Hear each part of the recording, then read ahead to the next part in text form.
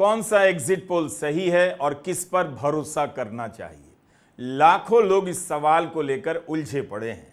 नतीजा तो आएगा 4 जून को और उस दिन एक ही नतीजा आएगा, एक ही नंबर होगा।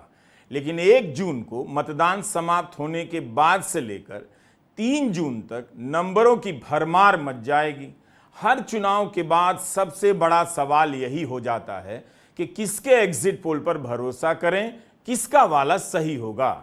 अब तो हालत यह हो गई है कि कई लोग सट्टा बाजार के आंकड़े से भी खुश हो लेते हैं। हम आज के वीडियो में आपके इस संकट पर बात करेंगे, किस एग्जिट पोल पर भरोसा करना चाहिए, किस पर नहीं और क्यों नहीं करना चाहिए।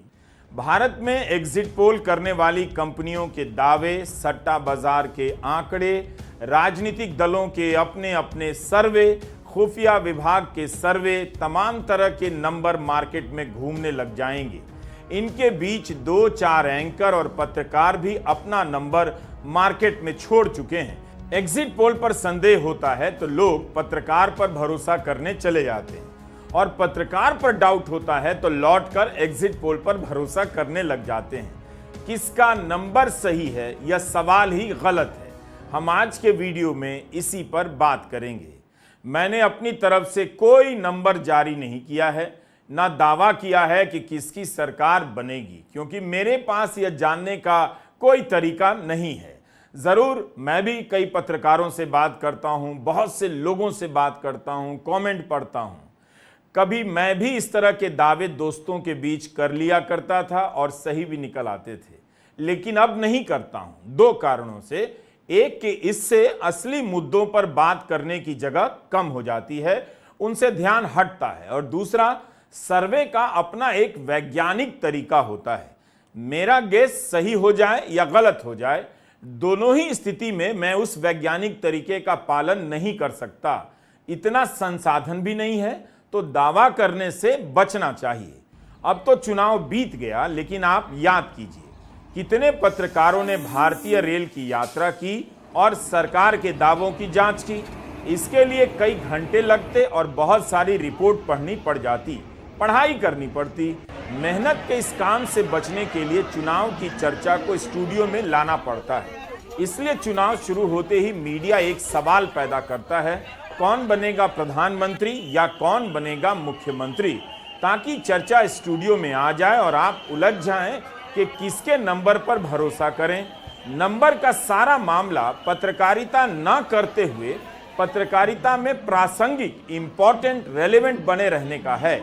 यह सूचना और जानकारी का मामला है, इस पर अधिकार जताने का मामला है। जो भी एंकर यह दावा कर रहा है, आप बस उसकी कोई एक रिपोर्ट निकाल कर देख लीजिए, उसने किन मुद्दों पर गंभीरता से रिपोर्टिंग की है और उससे क्या निकला है।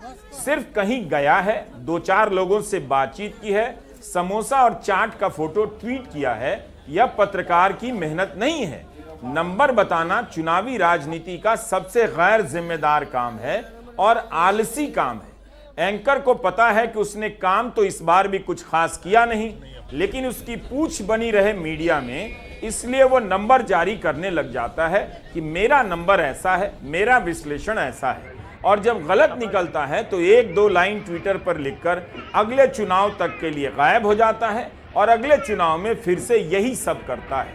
543 सीटों पर चुनाव हुए हैं। क्या किसी पत्रकार ने 543 सीटों की यात्रा की है? संभव नहीं है। 2.5 महीने के इस चुनाव में वह कुछ ही राज्य का दौरा कर सका होगा और एक राज्य की 3 से 4 सीटों पर गया होगा। इस दौरान वह कितने लोगों से मिला होगा, कहां मिला होगा? भारत जैसे देश में क्या आप 400, 500 या 1000 लोगों से मिलकर दावा कर सकते हैं कि बीजेपी को इतनी सीटें आ रही हैं, कांग्रेस को इतनी आएंगी? जब आप यही सवाल पूछ लेंगे कि आपका दावा तो ठीक लगता है, बताइए आप इस दावे पर पहुंचे कैसे, कितने लोगों से बात की, उनकी प्रोफाइल क्या थी, तो भाई लोग, खासकर एंकर लोग, दांत चियार देंगे। भारत में एग्जिट पोल का इतिहास सही और गलत दोनों का है। जिसका सही होता है उसके बारे में भी आप नहीं जानते कि उसने सर्वे कैसे किया, सैंपल का आकार कितना बड़ा था, सवाल किस तरह से पूछे गए थे।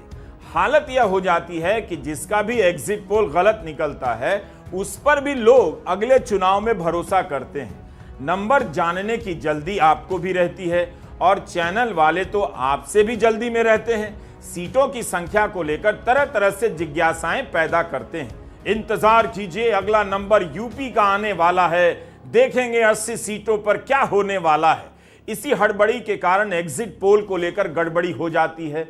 स्क्रीन पर कोई ना कोई नंबर छलक रहा होता है ताकि आपका ध्यान बना रहे, आप उस चैनल को ना बदलें और उसी चैनल को देखते रह जाएं, टीआरपी आ जाए।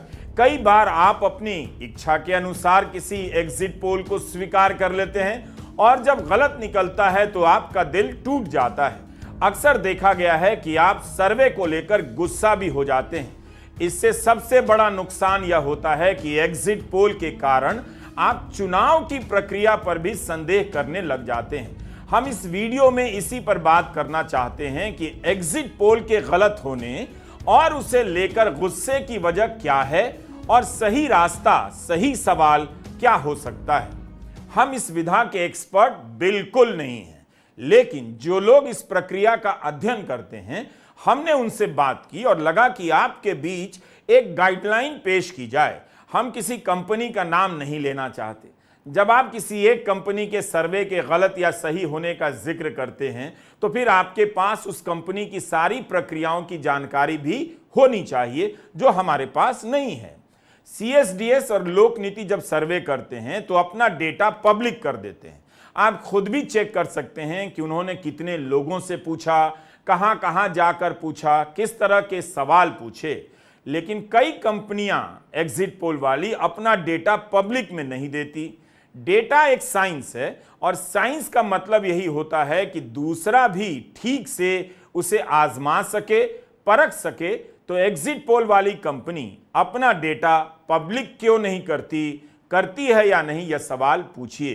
तभी आप जानेंगे कि उस कंपनी ने अपनी मर्जी से कहा या किसी दबाव से कोई नंबर दे दिया, या वह वैज्ञानिक तरीकों का पालन करते हुए सीटों के नंबर बता रही है। जब भी आप एग्जिट पोल देखने जाएं, थोड़ा समय यह जानने में लगाइए कि उस सर्वे में कितने लोगों को शामिल किया गया, पिछला सैंपल कितने लोगों का था, सर्वे कितने संसदीय क्षेत्रों में किया गया, कितने मतदान केंद्रों पर किया गया, सर्वे करने की प्रक्रिया क्या थी, किस उम्र के लोगों से पूछा गया, उसकी सामाजिक विविधता क्या है।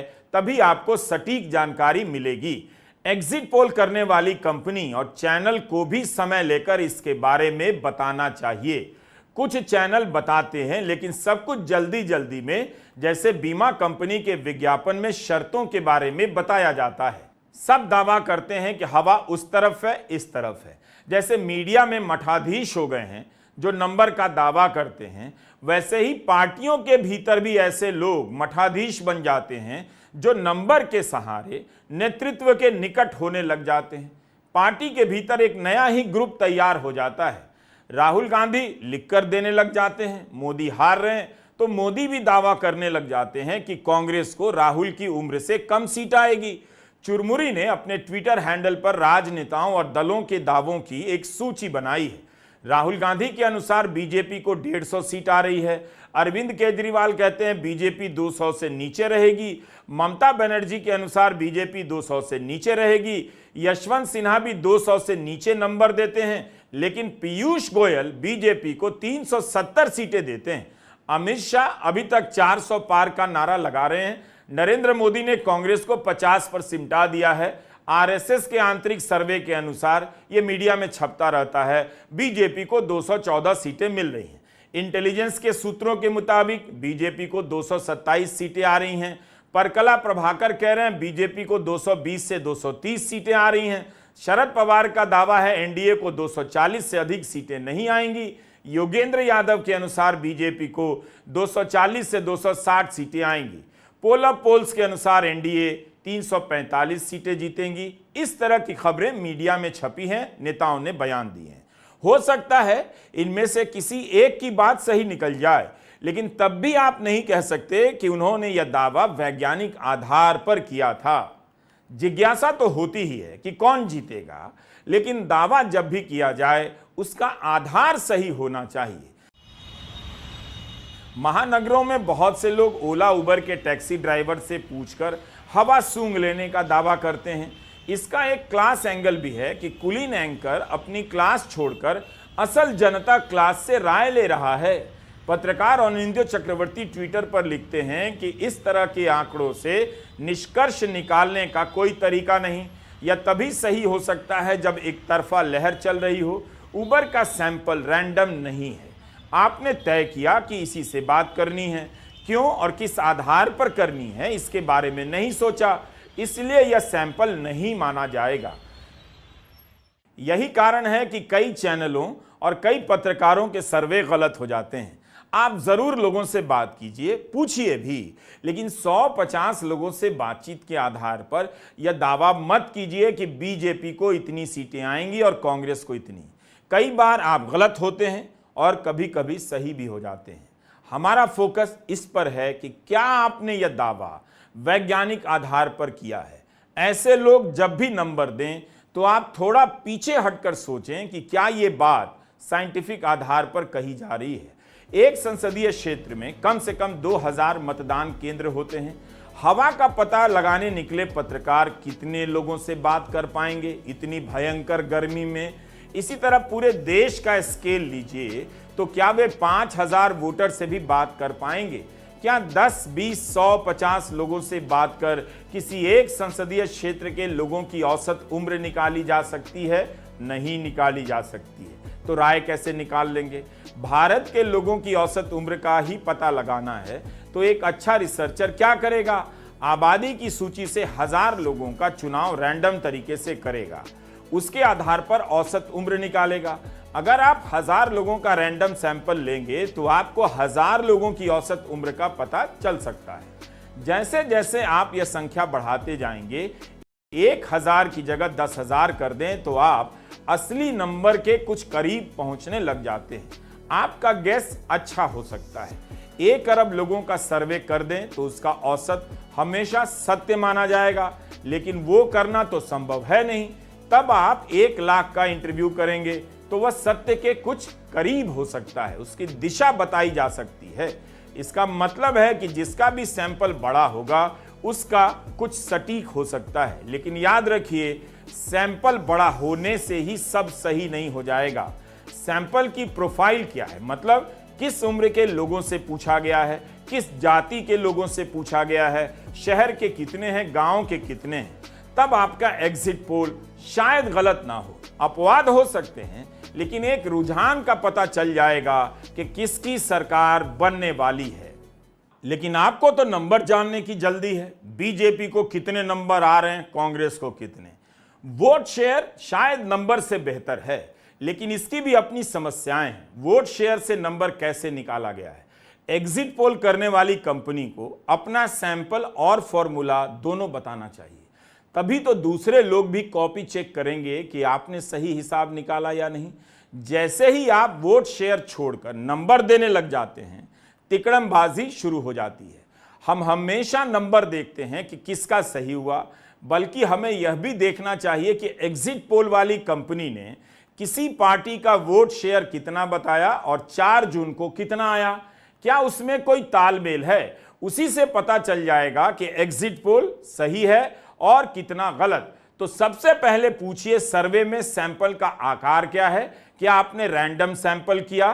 कितने मतदान केंद्रों से सैंपल उठाए? आप यह भी सवाल पूछिए कि इस सैंपल का चुनाव कैसे किया गया।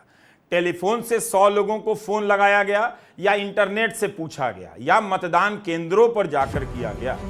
तीनों के अलग अलग नतीजे हो सकते हैं। ऐसा आप नहीं कर सकते कि तीनों को मिलाकर एक नंबर निकाल दिया, तभी गलत होने के चांस ज्यादा बढ़ जाते हैं। यूपी में जैसे लोकसभा की 80 सीटें हैं, तो आप कम से कम 20 सीटों का चुनाव तो करेंगे। फिर उन 20 सीटों में से कुछ विधानसभाओं को भी तय करेंगे, कुछ मतदान केंद्रों की भी संख्या लेंगे। सभी मतदान केंद्रों पर 10 या 50 लोगों का इंटरव्यू करेंगे।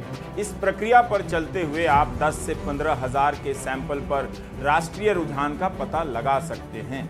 एग्जिट पोल वाली कंपनी का किसी चैनल से टाई अप हो जाता है, चैनल एग्जिट पोल करने वाले को अपना चेहरा बना देता है, विज्ञापन बन जाता है। यह सब तमाशा करने से अच्छा है कि चैनल अपने एग्जिट पोल का डेटा पब्लिक कर दे, पहले चरण के मतदान के बाद जब शाम 7 बजे आंकड़ा आया तो मतदान का प्रतिशत 60 के आसपास था, लेकिन जब 30 अप्रैल को डेटा आया तो 66.14% हो गया। सवाल तो पूछिए कि इससे एग्जिट पोल के डेटा पर क्या असर पड़ता है। पहले और दूसरे चरण का मत प्रतिशत 5.5% से अधिक बढ़ गया। पहले तो चुनाव आयोग ये आंकड़े सार्वजनिक ही नहीं कर रहा था। विपक्षी पार्टियों और एडीआर, कॉमन कॉज जैसी संस्थाओं के शोर मचाने के बाद ये आंकड़े जारी किए गए। सुप्रीम कोर्ट में एडीआर की याचिका पर सुनवाई के दौरान चुनाव आयोग बताता रहा कि ये आंकड़े सार्वजनिक क्यों नहीं करने चाहिए। फिर 2 दिन बाद खुद ही इन्हें सार्वजनिक कर दिया। जब चुनाव आयोग के पहले 2 चरणों के आंकड़ों में इतना फर्क था तो एग्जिट पोल की विश्वसनीयता और घट जाती है। कम से कम इस पर संदेह तो और बढ़ जाते हैं। आप सवाल पूछें तो हो सकता है जवाब मिलेगा। एक बड़ा सवाल है कि क्या वोटर सर्वे करने वाली कंपनी को सही बता रहा है। टीवी पर आप ऐसे कई कार्यक्रम देखते हैं जिसमें पत्रकार लोगों से बात करते हैं। ऐसे कार्यक्रमों में बोलने वाले लोगों को वॉक्स पॉप कहा जाता है। आप ऐसे कार्यक्रमों को देखिए जरूर, लेकिन यह जानने के लिए कि लोग किस तरह से अपनी राय रखते हैं, उनकी सूचना का आधार क्या है, उन्हें कितना पता है, मगर उसके आधार पर यह मत तय कीजिए कि हवा किसके खिलाफ है। फिर आपको झटका लगेगा। इसका मतलब यह नहीं कि वॉक्स पॉप गलत था, आपने उसे सैंपल समझने की गलती की और उसके आधार पर नतीजा निकाला। दूसरा, इसी तरह की जगहों पर औरतें नहीं होती। वॉक्स पॉप में भी औरतें बहुत कम नजर आती हैं।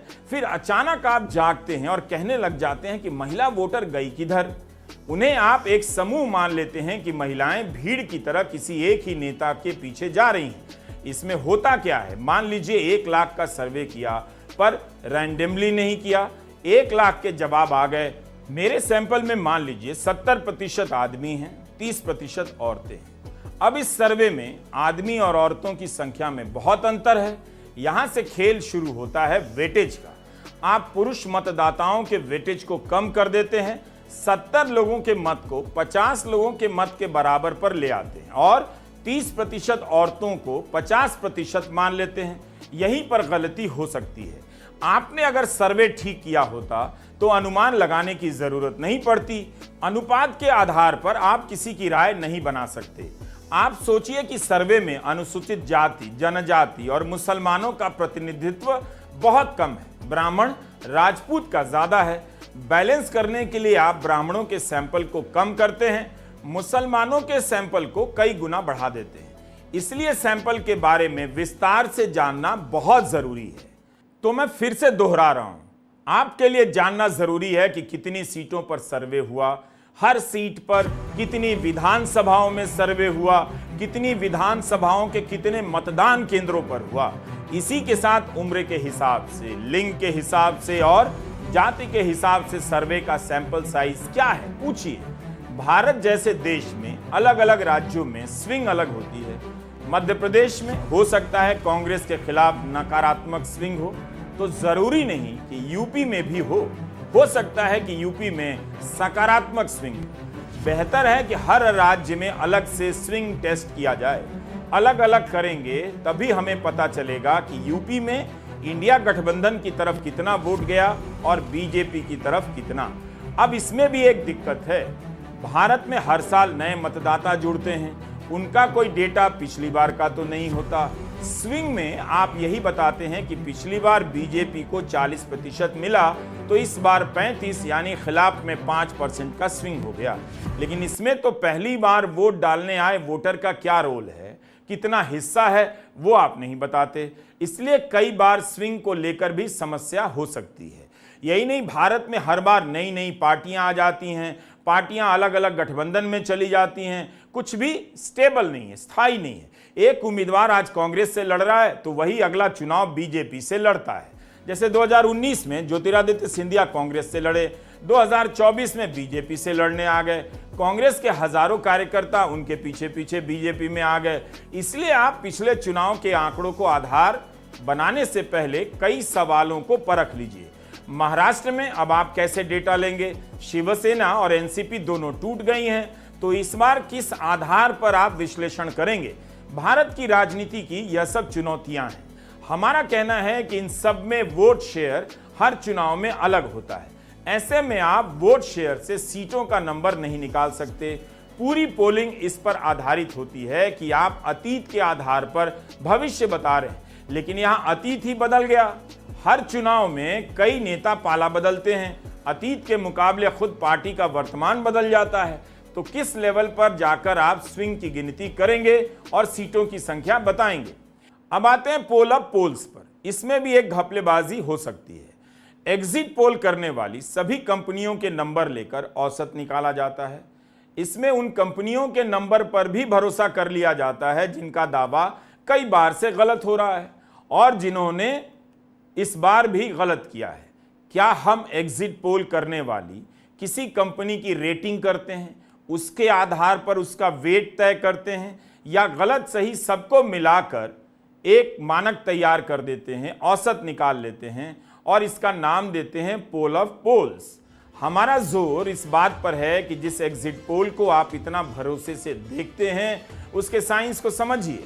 क्यों सैंपल साइज बड़ा होना चाहिए, क्यों नंबर की जगह वोट शेयर होना चाहिए, इसे जानिए।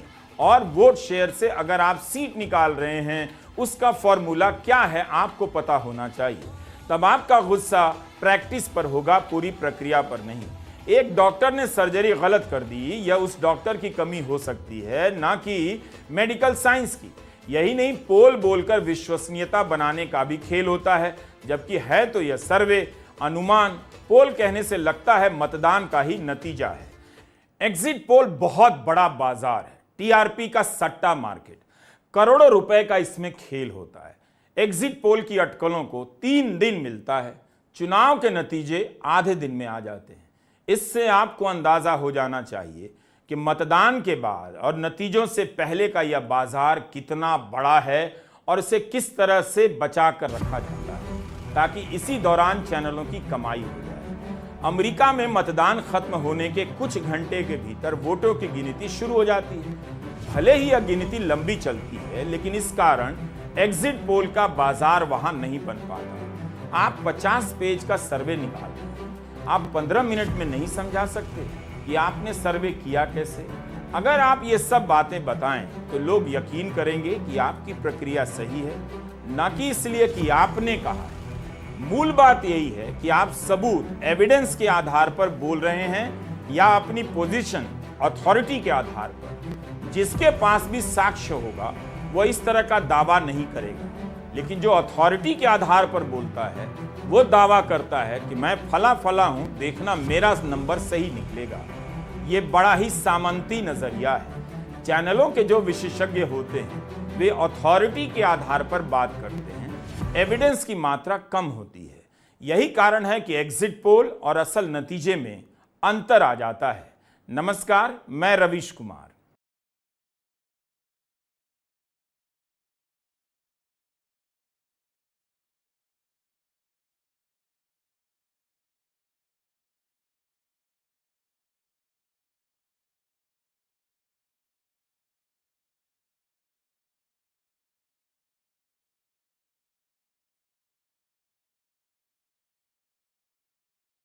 नमस्कार, मैं रवीश कुमार। कौन सा एग्जिट पोल सही है और किस पर भरोसा करना चाहिए? लाखों लोग इस सवाल को लेकर उलझे पड़े हैं। नतीजा तो आएगा 4 जून को और उस दिन एक ही नतीजा आएगा, एक ही नंबर होगा। लेकिन 1 जून को मतदान समाप्त होने के बाद से लेकर 3 जून तक नंबरों की भरमार मच जाएगी। हर चुनाव के बाद सबसे बड़ा सवाल यही हो जाता है कि किसके एग्जिट पोल पर भरोसा करें, किसका वाला सही होगा। अब तो हालत यह हो गई है कि कई लोग सट्टा बाजार के आंकड़े से भी खुश हो लेते हैं। हम आज के वीडियो में आपके इस संकट पर बात करेंगे, किस एग्जिट पोल पर भरोसा करना चाहिए, किस पर नहीं, और क्यों नहीं करना चाहिए। भारत में एग्जिट पोल करने वाली कंपनियों के दावे, सट्टा बाजार के आंकड़े, राजनीतिक दलों के अपने अपने सर्वे, खुफिया विभाग के सर्वे, तमाम तरह के नंबर मार्केट में घूमने लग जाएंगे। इनके बीच 2-4 एंकर और